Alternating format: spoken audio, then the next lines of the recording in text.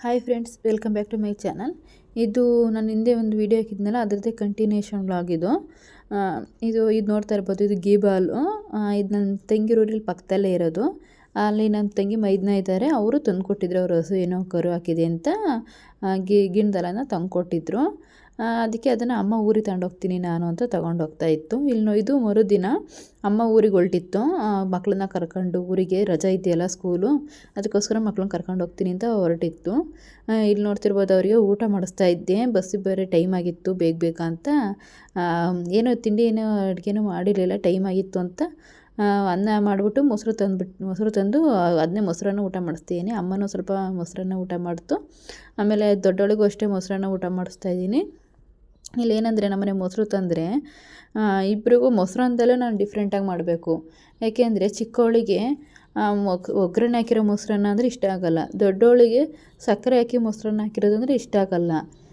ನಾನು ಮೊಸರನ್ನ ತಗೊಂಡು ಬಂದರೆ ಚಿಕ್ಕವಳಿಗೆ ಸಕ್ಕರೆ ಮೊಸರು ಅನ್ನ ಮಿಕ್ಸ್ ಮಾಡಿಕೊಟ್ರೆ, ದೊಡ್ಡವಳಿಗೆ ಒಗ್ಗರಣೆ ಹಾಕಿ ನಾನು ಮಿಕ್ಸ್ ಮಾಡಿಕೊಡ್ಬೇಕು. ಮೊಸರನ್ನದಲ್ಲೂ ನಾನು ವೆರೈಟಿ ಮಾಡಬೇಕು. ಇರೋರಿಬ್ಬರಿಗೆ ನಾನು 2 ಥರ ಮಾಡಬೇಕು.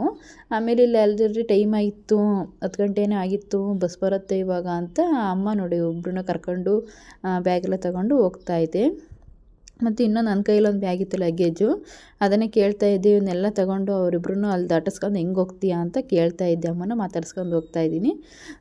ನಾನು ನೋಡ್ತಾ ಇರ್ಬೋದು, ಇವ್ರು ಬಾಯ್ ಮಾಡ್ತಿದ್ದಾರೆ, ನಾವು ಊರಿಗೆ ಹೋಗ್ತಿದ್ದೀವಿ ಅಂತ. ಆಮೇಲೆ ಸೀದಾ ಇಲ್ಲಿ ಬಂದುಬಿಟ್ಟು ಬಸ್ ಸ್ಟ್ಯಾಂಡಲ್ಲಿ ನಿಂತ್ಕೊಂಡಿದ್ವಿ. ಬಸ್ ಬರೋಕ್ಕೆ ಇನ್ನೊಂದು 1/4 ಗಂಟೆ ಅರ್ಧ ಗಂಟೆನೋ ಟೈಮ್ ಇತ್ತು, ಅದಕ್ಕೆ ವೆಯ್ಟ್ ಮಾಡ್ತಾಯಿದ್ದೆ. ಬಸ್ಸಿಗೆ ಹೋಗ್ಬಿಟ್ಟು ನಾನು ಲಗೇಜ್ ಎಲ್ಲ ಕೊಟ್ಟು, ಮತ್ತು ನಮ್ಮಮ್ಮ ಕಷ್ಟ ಆಗುತ್ತೆ ಇಬ್ಬರೂ ಕರ್ಕೊಂಡು 2 ಲಗೇಜ್ ಬ್ಯಾಗ್ ತೊಗೊಂಡು ಹೋಗೋತ್ತಿಗೆ ಅಂತ. ಅದಕ್ಕೆ ಇಲ್ಲಿ ಬಸ್ ಸ್ಟ್ಯಾಂಡಲ್ಲಿ ಕಾಯ್ತಾ ನಿಂತ್ಕೊಂಡಿದ್ದೀನಿ. ಬಸ್ಸಿನೂ ಬಂದಿರಲಿಲ್ಲ, ಇನ್ನೊಂದು ಅರ್ಧ ಗಂಟೆನ ಇತ್ತು, ಹಂಗಾಗಿ ಅಲ್ಲೇ ವೆಯ್ಟ್ ಮಾಡ್ತಾಯಿದ್ದೆ. ಆಮೇಲೆ ಬಸ್ ಬಂತು.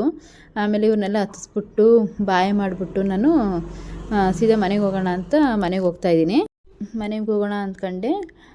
ಅಷ್ಟೊತ್ತಿಗೆ ನೋಡ್ತಾರೆ, ಅಲ್ಲಿ ಕಿಟಕಿಯಲ್ಲಿ ಕೂಗಿ ಬಾಯ್ ಅಂತ ಬಾಯ್ ಮಾಡ್ತಾಯಿದ್ರು. ಕಾಣಿಸ್ತಿಲ್ಲ ಅನಿಸುತ್ತೆ ಈ ವಿಡಿಯೋದಲ್ಲಿ. ಅಲ್ಲಿ ಕೂತ್ಕೊಂಡಿದ್ರು, ಅಮ್ಮ ಹಿಂದೆ ಕೂತ್ಕೊಂಡಿತ್ತು, ಅವ್ರು ಮುಂದೆ ಇದ್ದರು. ಅದಕ್ಕೆ ಅಜ್ಜಿ ಇಲ್ಲ ಹಿಂದೆ ಕೂತ್ಕೊಂಡಿದ್ದೆ ಅಂದರು. ಅದಕ್ಕೆ ಸರಿ, ಅಜ್ಜಿ ಹತ್ರನೇ ಹೋಗ್ರಮ್ಮ ನೀವು, ಅಲ್ಲೇ ಕೂತ್ಕೊಳ್ರಿ ಅಂತ ಹೇಳ್ಬಿಟ್ಟು ಅಲ್ಲೇ ಹೊರಗೆ ನಿಂತ್ಕೊಂಡು ಬಾಯ್ ಮಾಡ್ತಾಯಿದ್ದೆ ಅವರಿಗೆ. ಆಮೇಲೆ ಸೀದಾ ಅವ್ರಿಗೆ ಬಾಯ್ ಮಾಡಿಬಿಟ್ಟು ನಾನು ಹೋಗ್ತೀನಿ ಮನೆಗೆ, ಟೈಮ್ ಆಗುತ್ತೆ ಅಂತ ನಾನು ಮನೆಗೆ ಬಂದುಬಿಟ್ಟೆ. ನಮ್ಮ ಮಿಡಲ್ ಕ್ಲಾಸ್ ಹೆಣ್ಮಕ್ಳಿಗೆ ಮನೆಯಲ್ಲಿ, ಮಿಡಲ್ ಕ್ಲಾಸ್ ಮನೆಯಲ್ಲಿ ಇದೆ ಫ್ರೆಂಡ್ಸ್, ಸ್ಟೋರೇಜ್ ಬಾಕ್ಸ್ಗಳಂದರೆ ಇವೆ. ಅದೇ ನಮ್ಮ ಇಂದ್ರಮ್ಮ ಅಂತ ಹೇಳ್ತೀನಲ್ಲ, ಅಂಗಡಿ ಹೋಗ್ತೀನಲ್ಲ, ಅವಳೇ ಕೊಟ್ಟಿದ್ದಿದ್ದು ಸ್ವೀಟ್ ಬಾಕ್ಸ್ ಇದು.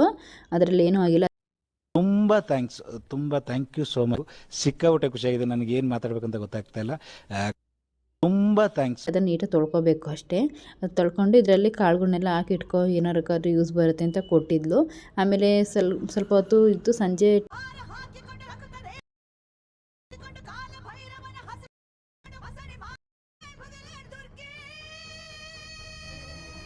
ಪೋಸ್ ನೋಡಿ, ಪೋಸ್ ಕೊಡೋದು. ಇಷ್ಟೇ ಫ್ರೆಂಡ್ ಇವತ್ತಿನ ವೀಡಿಯೋ. ಮತ್ತು ಅವ್ರ ಹೋಟ್ಲಿಗೆ ಹೋದರೆ ಟೀ ಮಾತ್ರ ಕೊಡ್ದೆಲ್ಲ ಅವಳು ಕಳಿಸೋದೇ ಇಲ್ಲ. ಅಲ್ಲಿ ಟೀ ಕುಡ್ಕೊಂಬಿಟ್ಟು ಸ್ವಲ್ಪ ಹೊತ್ತು ಕುತ್ಕೊಂಡು ಎದ್ದು ಬಂದೆ. ಈ ವಿಡಿಯೋ ಇಷ್ಟ ಇದ್ದರೆ ಪ್ಲೀಸ್ ಲೈಕ್, ಶೇರ್, ಕಮೆಂಟ್ ಮಾಡಿ.